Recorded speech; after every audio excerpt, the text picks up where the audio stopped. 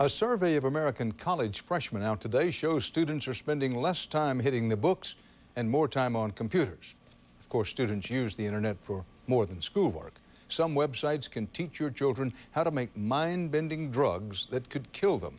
CBS's Wyatt Andrews investigated for tonight's Eye on America.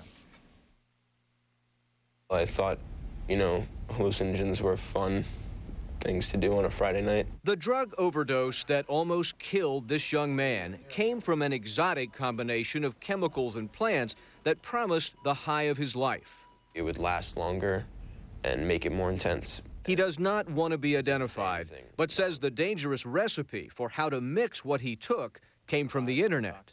What website did you learn this from? Arrowhead.org. Arrowhead.org.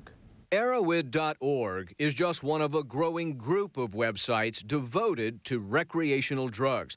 These sites now link to everything from how to make GHB to how to test ecstasy for purity. But it's Arrowhead's reports on side effects, on precise doses, and its long list of recipes that make it the encyclopedia of altered states. Is this well known on college campuses? Yeah, I've seen kids with drugs in their hand look up dosages all the time. I was stunned at the volume of information that was presented there.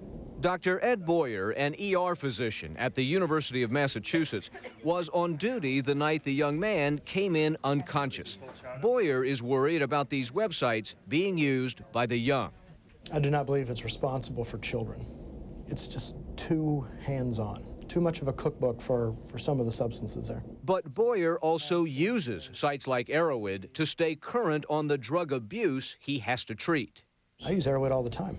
Every physician I know, every law enforcement person I know who wants to find out the very latest in drugs goes to Arrowhead.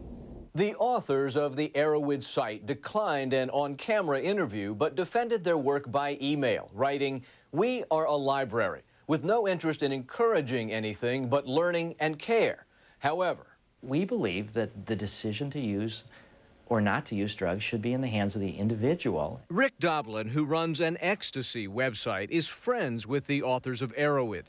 These sites, he argues, are designed only to give the good and the bad of recreational drugs, not to encourage drug use.